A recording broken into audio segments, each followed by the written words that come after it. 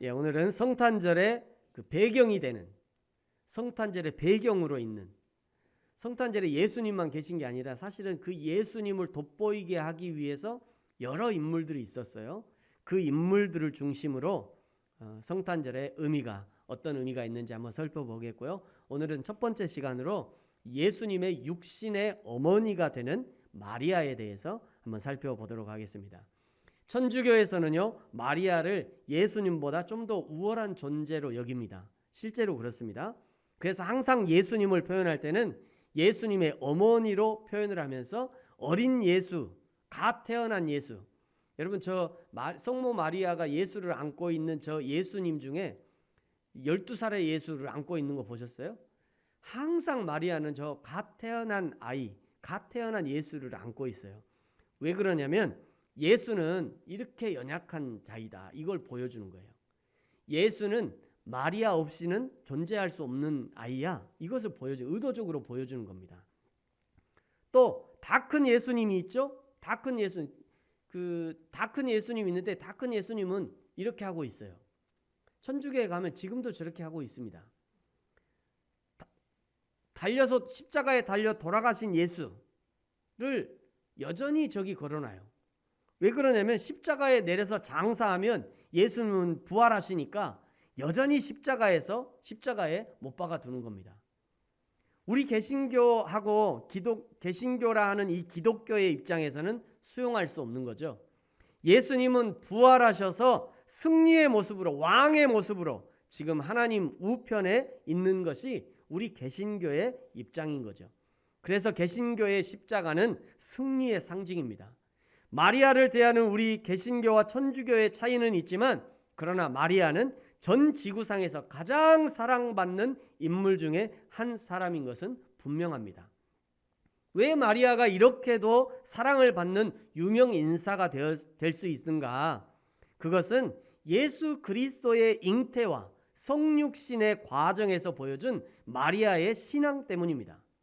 먼저 오늘 26절에 보시면요, 예수 그리스도의 나심에 관한 기사를 시작하면서 여섯째 딸을 언급하고 있어요. 여섯째 딸에 천사 가브리엘이 하나님의 보내심을 받아 갈릴리 나사렛이란 동네에 갔다.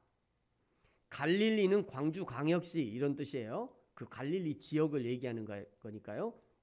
광주광역시, 중흥동, 이 나사렛입니다. 그러니까 갈릴리라고 하는 지역 중에 나사렛이란 동네, 이렇게 이런 의미예요, 저것이요.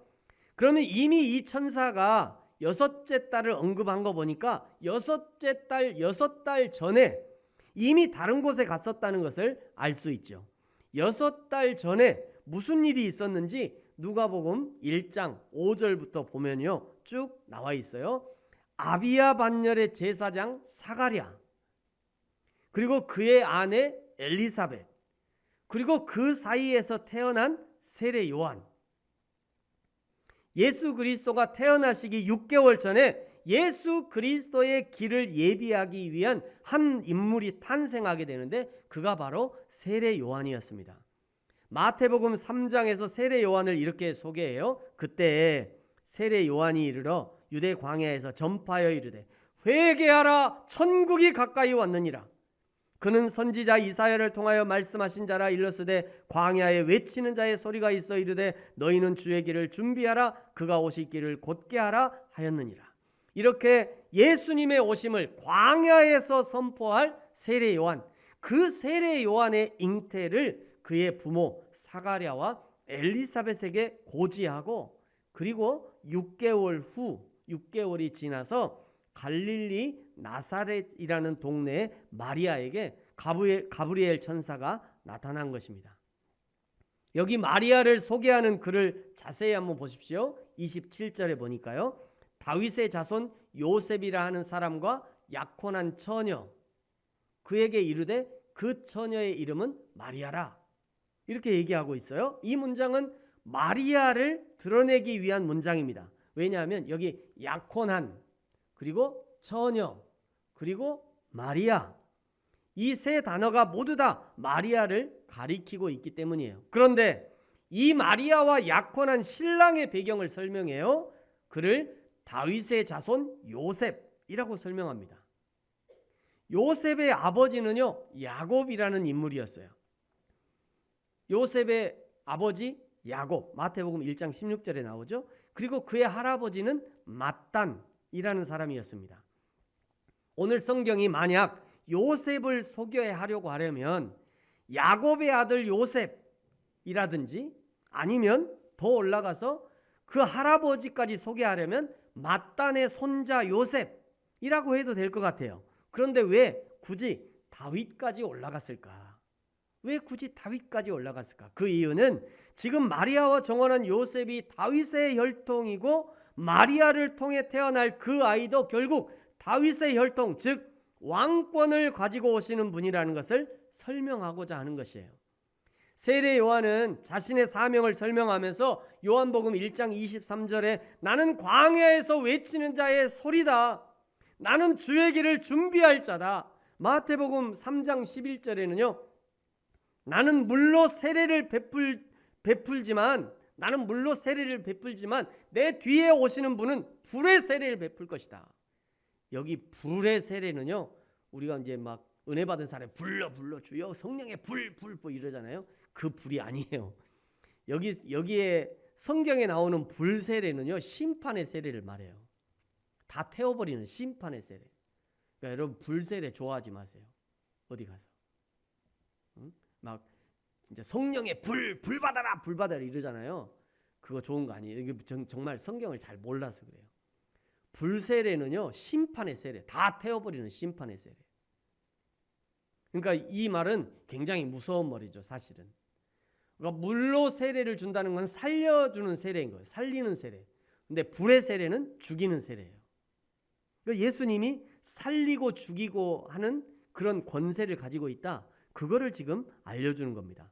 결국 26절에 6개월 전을 언급하는 것은 이미 6개월 전부터 예수 그리스도의 오심을 준비하는 일이 시작되었다는 것을 알려주는 거예요. 왜 이렇게 미리 준비하느냐? 오늘 오실 예수님이 보통의 일반 사람이 아니라는 것을 알려주는 거죠. 그것을 32절에서는요. 하나님께서 그 조상 다윗의 왕위를 그에게 마리아에게서 태어날 그 아이에게 주실 것이다. 33절에 영원히 야곱의 집을 왕으로 다스릴 것이다 말씀하는 겁니다. 사랑하는 성도 여러분, 예수님은 성자 하나님이시고 그리고 우리의 왕으로 오신 분입니다.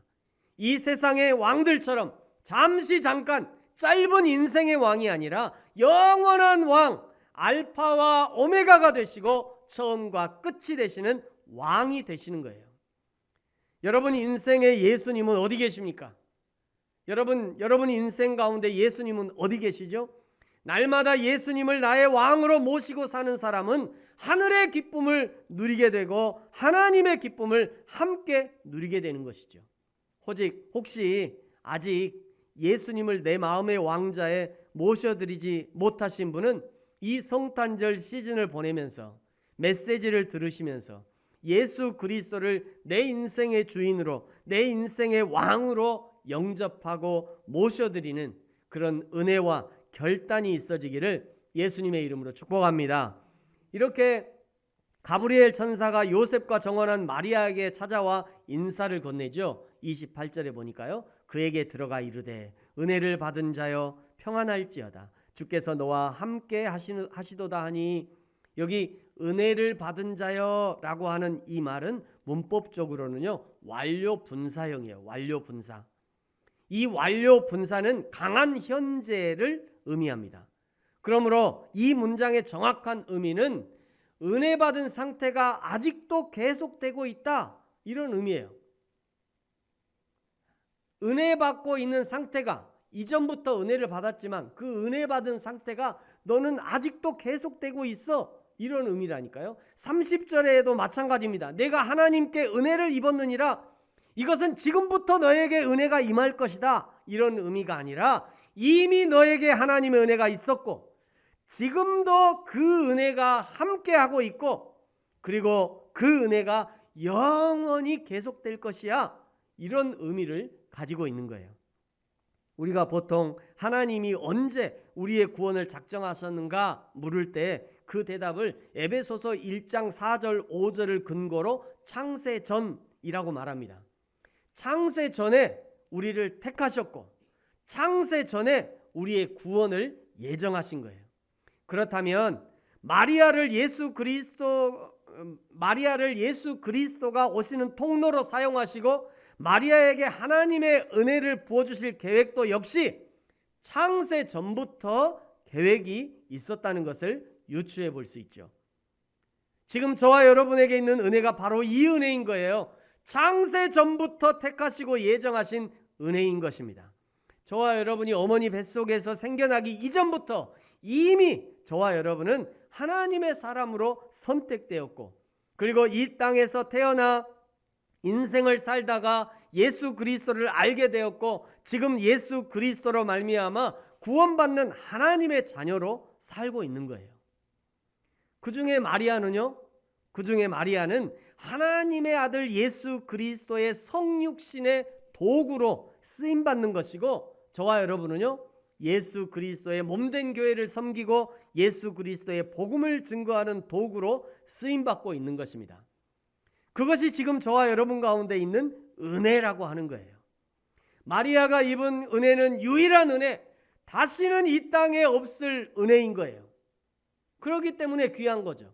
여러분, 아무리 신앙생활을 열심히 하고 아무리 하나님 앞에 기도하면서 하나님 저에게 예수 그리스도를 잉태하는 저에게 동정녀의 은혜를 주세요 하고 아무리 기도해봤자 그런 은혜는 다시는 없어요. 이거는 역사의 유일한 은혜인 거죠. 마리아의 은혜는 유일한 은혜인 거예요. 그러나 저와 여러분의 은혜는 어제도 있었고 오늘도 있었고 앞으로도 가능한 그런 하나님의 은혜인 거예요. 그렇다고 해서 저와 여러분이 받은 은혜가 마리아가 받은 은혜, 마리아가 입은 은혜보다 작다고 말할 수는 없습니다. 마리아를 통해 초림의 예수 그리스도가 이 땅에 오셨다면 이제 저와 여러분은 다시 오실 그리스도, 재림의 예수 그리스도를 준비해야 되는 거죠. 마리아의 보호를 통해 예수 그리스도가 어린 시절을 성장하게 되었다면 이제 저와 여러분을 통해 하나님의 교회가 성장하고 하나님의 나라가 확장되어야 하는 것이에요. 이것이 저와 여러분에게 은혜를 주신 이유이고 목적인 것입니다. 사랑하는 성도 여러분, 우리에게 은혜를 주신 하나님의 이유와 목적을 잘 알고 그에 합당한 삶을 살게 되기를 예수님의 이름으로 축복합니다. 천사가 은혜를 선포했지만 그 은혜를 입은 마리아의 첫 번째 반응은요, 기쁨의 탄성이 아니었어요. 세상에 그런 은혜를 저에게 주시다니 할렐루야, 그게 아니었다고요. 마리아의 첫 번째 반응은 놀라고 무서워하고 두려워하는 것이었어요. 29절을 보십시오. 처녀가 그 말을 듣고 놀라 이런 은사가 어찌함인가 생각하며 30절 천사가 이르되 마리아여 무서워하지 말라. 무서워한다. 마리아가 무서워하니까 천사가 얘기하는 거예요. 마리아야 무서워하지 말아라. 내가 하나님의 은혜를 입었느니라. 근데 하나님의 은혜를 입은 사람들은요 대부분 비슷한 반응이 있습니다. 구약 출애굽기 6장에 보면요 모세가 이스라엘의 구원자로 선택을 받고 출애굽시키는 그런 위대한 사명을 받습니다. 그러나 모세의 반응은 하나님 나는 못해요. 제발 저 좀 살려주세요. 하나님 제가 할 수가 없어요. 이게 모세의 첫 번째 반응이었어요. 출애굽기 6장 29절 30절에 보면요 여호와께서 모세에게 말씀하여 이르시되 나는 여호와라 내가 내게 이르는 바를 너는 애굽 왕 바로에게 다 말하라. 바로 앞에 가서 말하래요. 그 종들의 리더 아닙니까? 그 이집트의 종들의 리더 모세한테 바로 당시에 신급 아니에요? 그 신 앞에 가서 말하라는 거예요. 살아있는 신 앞에 가서. 그때 모세의 반응을 보세요. 30절에 모세가 여호와 앞에서 아뢰되 나는 입이 둔한 자이오니. 나는 입이 둔해요. 이 얘기 무슨 얘기예요? 하나님 나 못해요. 이런 얘기예요. 하나님 나 못해요. 여러분, 이사야가 선지자로서 소명을 받았습니다. 그러나 이사야의 첫 반응도 나는 못합니다 였어요. 이사야 6장 5절에 보니까요, 그때 내가 말하되 화로다 내가 망하게 되었도다. 화로다 내가 망하게 되었도다. 나는 입술이 부정한 사람이요 나는 입술이 부정한 백성 중에서 거주하면서 만군의 여호와이신 왕을 배웠음이로다. 베드로가 부활하신 예수님이 내가 나를 사랑하느냐 3번 묻자 드디어 세 번째 아주 근심하면서 대답을 해요. 근심하면서 주께서 사랑하시는 줄, 내가 주님을 사랑하는 줄 주께서 아시나이다. 2번 묻고 끝냈으면 큰일 날 뻔했어요. 하나님이 한 번, 예수님이 3번째 물으니까 그때야 대답하는 거예요. 사도행전에 사도 바울이 이방인의 선지자로 부르심을 받은 첫 장면을 기억하십니까? 땅에 엎드러지는 거였어요. 하나님의 은혜를 덧입는다는 것, 하나님의 은혜를 받았다는 것은 그저 황홀한 경험만 있는 것이 아닙니다. 그 은혜에 합당한 삶을 살아야 하는 막중한 책임감이 뒤따르는 거예요. 그것을 알기 때문에 마리아는 놀라고 무서워했던 것이고요, 모세는 나는 입이 둔한 자다 라고 거절했던 것이고, 이사야는 내가 망하게 되었다 고백하는 것이고, 베드로는 2번 거부하고 3번째 그냥 어쩔 수 없이 그냥 하나님 앞에 대답하는 것이고요, 바울은 땅에 엎드러졌던 거예요. 사랑하는 성도 여러분, 저와 여러분은 어떻게 하나님의 은혜를 받고 계십니까? 하나님의 은혜를 어떻게 취급하고 계십니까? 그저 일시적인 깨우침, 일시적인 깨달음 정도로 여기고 있지는 않으십니까? 하나님의 은혜가 이 교회당에 앉아있는 동안만 나에게 영향을 미치는 정도로만 생각하고 있지 않으십니까? 하나님의 은혜를 헛되이 받지 마시기 바랍니다. 하나님의 은혜를 싸구려 취급하지 마시기 바랍니다. 하나님이 우리를 소중하고 존귀하게 대해주셔서 구원의 은혜를 주셨다면 우리도 하나님의 은혜를 귀하고 아름다운 보석처럼 대우하고 고귀한 생명으로 대우할 수 있어야 합니다. 여러분, 그래서 이런 표어가 있잖아요. 예배의 성공자가 인생의 성공자다. 예배의 성공자가 인생의 성공자. 아니, 어떻게 사람이 다른 사람의 예배가 성공했는지 실패했는지 알 수 있습니까? 그러나 다른 사람은 몰라도 내가 알잖아요. 오늘 나의 예배가 어떻게 하나님 앞에 드려지는 예배였는지 내가 안다고요. 내가. 그리고 하나님이 아시죠. 내가 하나님이 받으실 만한 전심의 예배, 영과 진리의 예배를 드렸는지, 아니면 하나님과는 상관없이 1시간 동안 의자를 따뜻하게 데워놓고 가는 그런 예배였는지 내가 알고 하나님이 아시는 거예요. 사랑하는 성도 여러분, 하나님의 은혜를 받을 뿐 아니라 그 은혜 앞에 바르게 반응함으로 참 하나님의 사람으로, 참 은혜의 사람으로, 그 은혜에 합당한 사람으로 살게 되는 저와 여러분이 되어지기를 예수님의 이름으로 축복합니다. 마리아에게 임한 하나님의 은혜는요, 31절에 보니까 내가 잉태하여 아들을 낳을 것이고 그 이름을 예수라 하라. 32절에 마리아가 낳을 아이에게 하나님이 다윗의 왕위를 줄 것이다 말씀합니다. 33절에 영원히, 한 시대만이 아니라 오고 오는 모든 시대 영원히 야곱의 집을 왕으로 다스릴 것이고 그 나라가 무궁할 것이다. 끝이 없을 거라는 거죠. 그러자 마리아가 대답합니다. 34절, 나는 남자를 알지 못하니 어찌 이런 일이 있겠어요. 마리아에게는요, 하나님의 계획이 이루어질 수 없는 조건들이 너무도 많았어요. 그는 아직 남자를 알지 못하는 사람이었어요. 아직 정식으로 결혼식을 올린 것도 아니었습니다. 설령 하나님의 불강력적인 은혜로 임신이 되었다 해도 얼마든지 파혼이 될 수 있는 그런 가능성이 있었던 거예요. 마리아가 그것을 생각해 보니 천사의 말, 처녀인 내가 아들을 잉태하여 낳을 것이라고 하는 그 말은 도무지 일어날 수 없는 일이고 일어나서는 안 될 일처럼 생각되었던 거죠. 그러자 천사가 마리아에게 대답합니다. 이건 이제 천사의 설득이에요.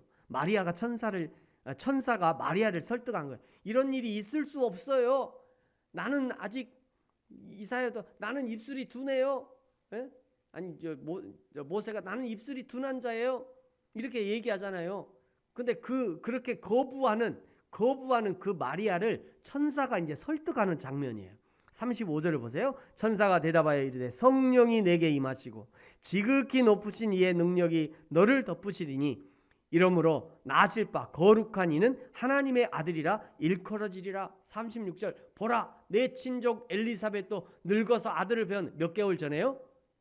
6개월 전에. 야, 네 친척 엘리사벳도 그 아기 못 갖는다고 그랬는데 야 벌써 6개월 전에 이미 아기를 배웠어. 그 얘기하는 거예요.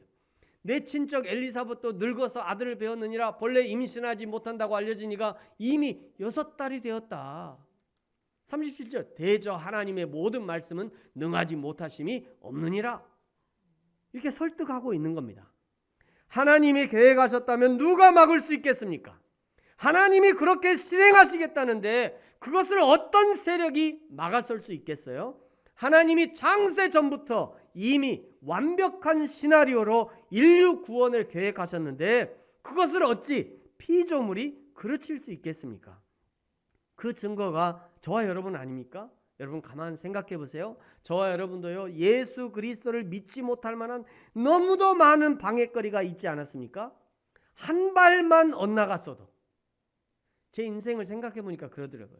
한 발만 엇나갔어도, 내가 한 번만 그때 그런 결단을 못했어도 나는 오늘 여기 있지 못할 것 같아요. 한 번만 다른 생각했어도 지금 하나님 앞에 있지 못할 상황이 너무도 많다는 거예요. 그런데 그 모든 방해 공작을 다 물리치고 오늘 하나님 앞에 있는 것이 기적 중에서도 가장 큰 기적이 아니겠어요? 여러분 그것을 하나님이 하시는 겁니다. 인간적 생각으로는 도저히 불가능한 그 일, 처녀가 잉태하여 아들을 낳는 그 일을 하나님이 하실 수 있다고 천사가 마리아를 설득하고 있는 거예요. 그리고 천사의 말을 들은 나사렛 마리아의 대답을 들어보십시오. 38절입니다. 여러분 38절은 같이 한번 읽겠습니다. 시작. 마리아가 이르되 주의 여종이오니 말씀대로 내게 이루어지이다 하매 천사가 떠나가니라. 아멘. 여러분 이것을 우리는 믿음이다 라고 이야기하는 거예요. 다른 것이 믿음이 아닙니다. 주의 여종이오니 말씀대로 내게 이루어지이다. 하나님의 말씀이 내 삶에 이루어지기를 허용하는 것, 여러분 그것이 믿음이에요. 하나님의 말씀이 내 삶에 이루어지도록 허용하는 거 말이죠. 그것이 믿음이에요.